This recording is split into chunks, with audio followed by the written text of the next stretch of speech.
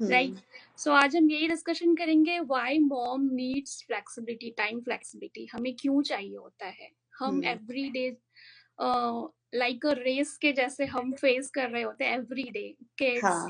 Work, like जो full time job कर रहे हैं उनके लिए तो मैं ऑलवेज सैल्यूट करती हूँ कि किस तरह कितनी प्रॉब्लम्स होती हैं, किस तरह से फेस कर रही हैं। और हम ऑलवेज अपने खुद के लिए टाइम फाइंड करते रहते हैं कि हमें थोड़ा सा खुद के लिए टाइम मिल जाए, लेकिन वो टाइम हमारे लिए एज अ लग्जरी टाइप होता है, राइट हाँ, कृति?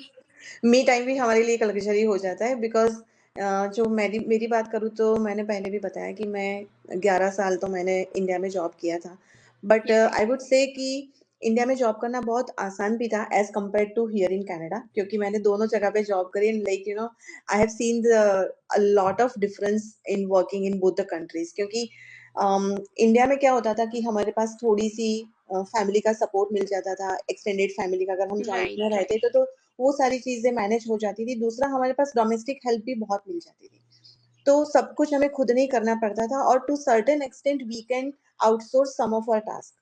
बट यहाँ आने के बाद सबसे बड़ी प्रॉब्लम या चैलेंज कह लो इसको, एक तो for Canada weather is the biggest challenge, और दूसरा जैसे बात करें तो बच्चों को सारा, एक तो रिचुअल सिखाना, अपने संस्कार से जुड़े रखना, साथ में अपनी जॉब में परफॉर्म करना, और यहाँ पे अगर परफॉर्म नहीं करो तो यू विल बी फायर्ड। और अगर आपको ग्रोथ भी चाहिए, for that also you need to perform every now and then. और दूसरी तरफ बच्चे इतने डिपेंडेंट होते हैं आपके ऊपर कि आपको लगेगा कि either I can raise my children और I can excel in my career. देख, मुझे तो यही चीज दिख रही थी कि या मैं करियर पे फोकस करूं या फिर मैं बच्चों पे फोकस करूं, दो चीज करना और दोनों में एक्सेल करना, it's next to impossible. But again, right, thanks to this business and like I am blessed to have both the best of both the worlds. Right, right. आप किड्स को ऐसे इग्नोर भी नहीं कर सकते हो ना, जब बिल्कुल नहीं। ग्रोइंग स्टेज में होते हैं वो, तो उन्हें प्रॉपर गाइडेंस की ज़रूरत होती है। बहुत हम्म। सारी चीज़ें होती हैं, स्पेशली जब आप इंडिया से बाहर रह रहे हो, आउटसाइड कंट्री में रह रहे हो, तो आपको बहुत सारे चैलेंजेस भी फेस करते हैं, लाइक एक चैलेंजेस, और कंपटीशन सबसे टाइप बड़ा का। चैलेंज क्या है पता है हम्म। सोनल की, इंडिया में हम बच्चों को उसी माहौल में रखते हैं, तो हमें ज्यादा राइट। कुछ सिखाना नहीं पड़ता। कुछ चीजें हम्म। ऐसी होती है कि जो वो लोग उस एनवायरनमेंट में रह के, उस कल्चर में रह के ऑटोमेटिकली उनमें आ जाती है। यहाँ पे कल्चर ही नहीं है, तो हमें डबल एफर्ट्स डालने पड़ते हैं बच्चों को, लाइक जस्ट टू ये कल्चर या ये माहौल में जुड़े रखने के लिए, ये संस्कार है वो उनको इनबिल्ट करने के लिए हमें डबल एफर्ट्स करने पड़ते हैं, and we are the only one.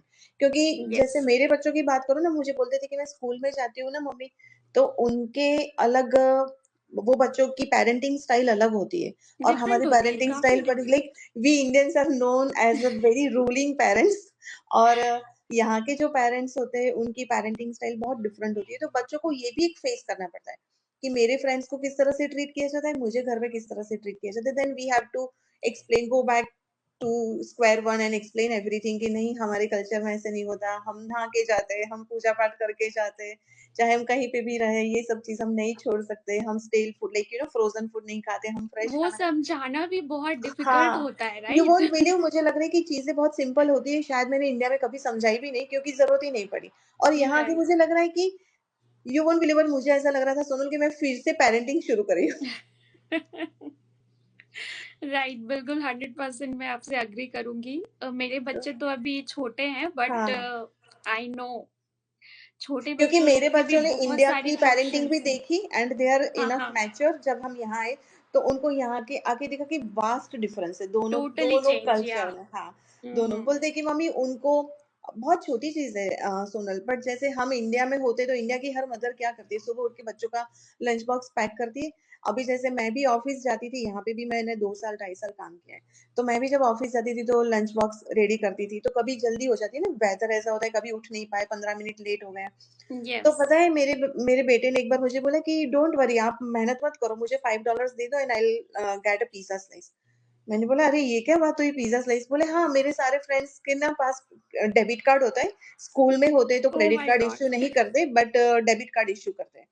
तो पेरेंट्स क्या करते हैं, डेबिट कार्ड में जस्ट $5-10 लोड कर देते हैं, और फिर ओके। बच्चे वो डेबिट कार्ड लेकर, क्योंकि छोटे बच्चे तो आप लंच बॉक्स पैक करोगे, बट जो बड़े होते हैं जैसे प्राइमरी स्कूल के या फिर हाई स्कूल के बच्चे होते हैं, यस। तो पेरेंट्स उनको 5, 10, 15, $20 ना उनके डेबिट कार्ड में लोड कर देते हैं। और बच्चे जब ओके। ब्रेक होता है तो वो बाहर जाके they grab their own snacks and everything from McD's और समवेयर।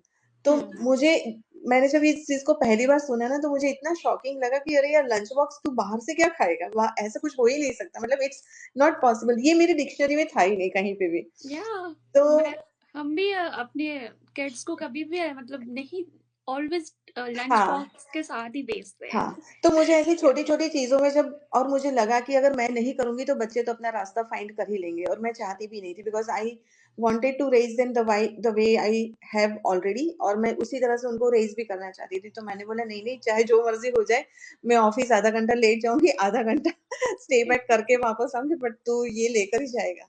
सो बहुत यस। सारी चीज़ होती है जब हम मूव करते हैं, और ऐसे ना जब फ्लेक्सिबिलिटी बात किया जाए कि जॉब में हमारे पास इतनी फ्लेक्सिबिलिटी नहीं होती है, एंड हम एज ए मदर हमारे पास आए दिन किसी दिन बच्चों की मेडिकल अपॉइंटमेंट होती है, कभी स्कूल में कुछ फंक्शंस होते हैं, पेरेंट्स टीचर्स मीटिंग होती है, कभी कुछ चलता ही रहता है।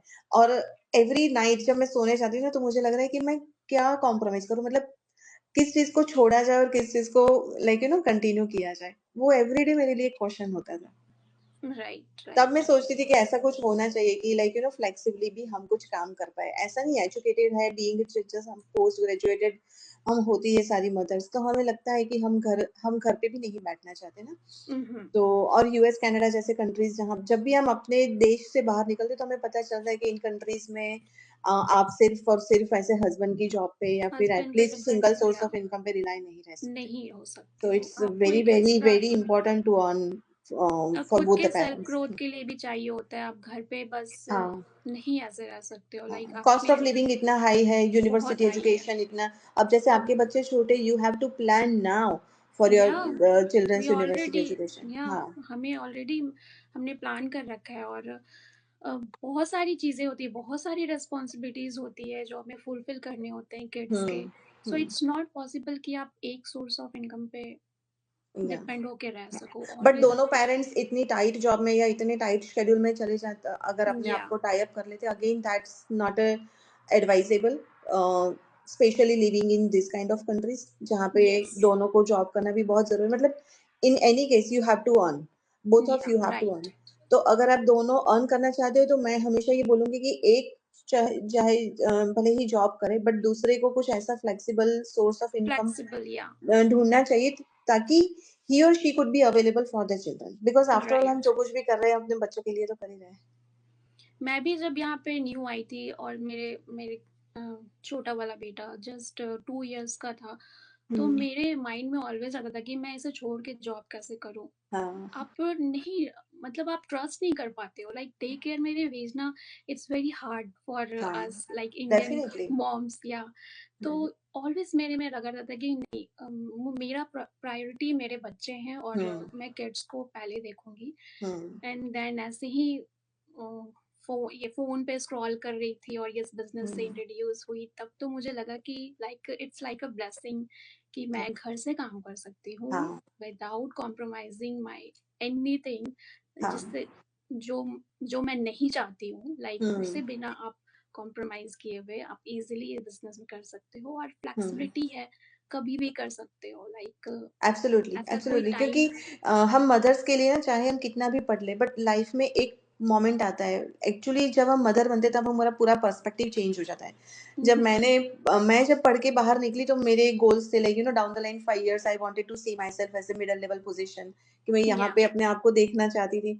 बट द मोमेंट मेरी बेटी हुई तो मुझे लगा कि नहीं, नहीं, अब सब कुछ साइड में मैं कोई ऐसी जॉब ढूंढूं जहाँ पे मुझे ना टाइम से जाना पड़े और मेरे को बिल्कुल लेट नाइट रोके नहीं, या फिर मुझे लॉन्ग वर्किंग आवर्स ना हो और मैं जल्दी से जल्दी वापस आ जाऊँ।